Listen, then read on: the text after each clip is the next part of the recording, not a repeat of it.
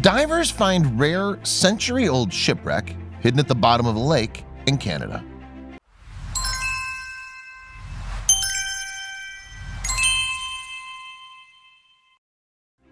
In 1928, a steamboat vanished after encountering a violent storm while transporting passengers and goods on Lake Huron.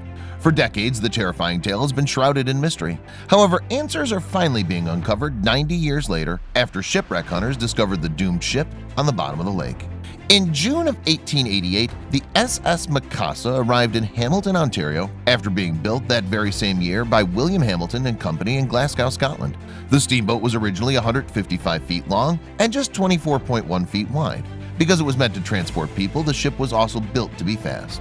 After arriving in Ontario, the Hamilton Steamboat Company put the ship into service.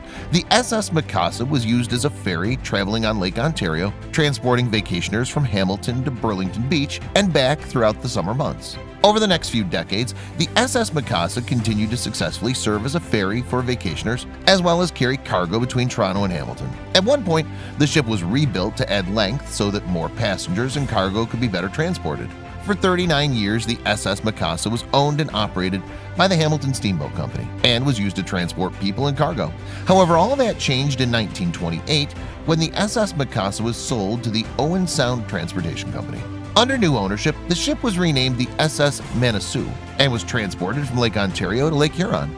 The Manasoo was given a new job of making daily runs on Lake Huron between Manitoulin Island and the Sault Ste. Marie area, which was often called the Soo.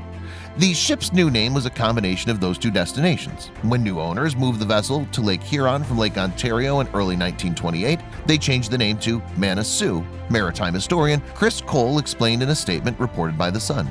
During its first season under new ownership, the ship was having great success. However, that success was quickly forgotten because of what happened during a trip in early September 1928.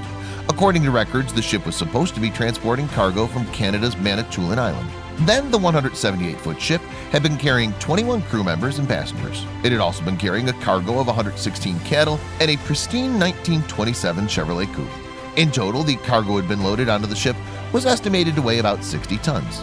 The cargo of cattle and the Chevrolet coupe belonged to Donald Wallace, who had also been a passenger on the ship. After purchasing the cattle, Wallace planned to transport the herd from Manitoulin to the mainland.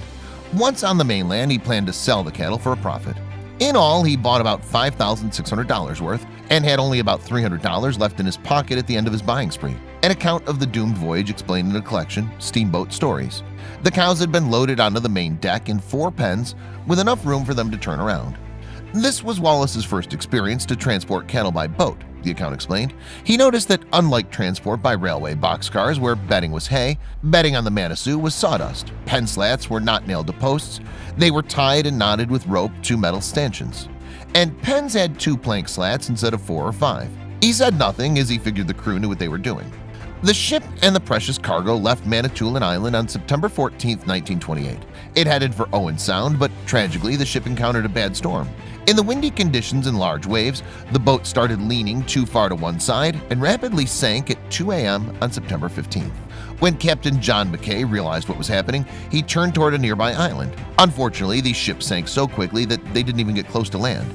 The events that followed happened within approximately 3 minutes. Firstly, the captain, realizing that something was very wrong, sent the first mate below to find out what was happening.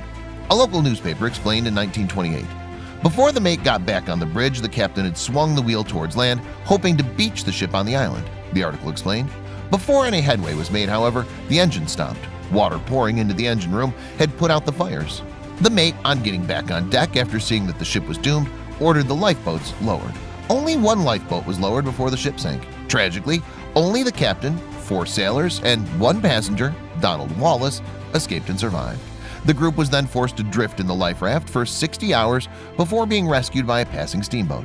During that time, one of the survivors, Chief Engineer Thomas McCutcheon, died from exposure to the elements. Soon after the ship sank, rescuers attempted to look for survivors. No quest devoted to saving of human lives was ever carried out more unselfishly and more faithfully, local historian William Fox wrote in 1952. To the deep regret of all who were engaged in it, not another survivor of the disaster was found. For decades after the wreck, the shipwreck had been shrouded in superstition. Until recently, the ship's location has even been a mystery. In 2018, however, maritime historian Chris Cole and shipwreck hunters Ken Merriman and Jerry Eliason discovered the ship 200 feet below the surface. For the last 90 years, the ship has been left untouched at the bottom of Lake Huron off the coast of Griffith Island in Ontario. While no animal or human remains were found, the car that had been loaded onto the ship was still intact, although now covered in mussels. It's very rare to see a car, an automobile, on a shipwreck, Cole said. The very unique thing about the wreck of the Manitou is that it sits at the lake bottom at the very same dramatic angle at which it sank, Merriman said. The stern is embedded up to its railing in the soft bottom, while the bow points up toward the surface, rising high above the lake bottom. Now, there are a couple of theories as to why the ship sank. The first is that the Manitou was cursed once it was renamed by its new owners.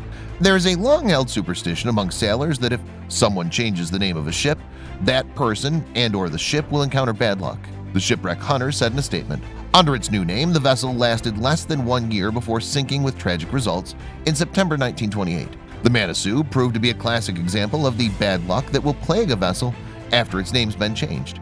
The other possible explanation for the ship sinking had to do with the fact that it had become less stable even in calm waters after the extension was added to the ship. When it encountered the storm, the ship began to lean too far as the cattle shifted the weight on the deck to one side. This second theory sounds more plausible than the first, though no one knows for sure what happened.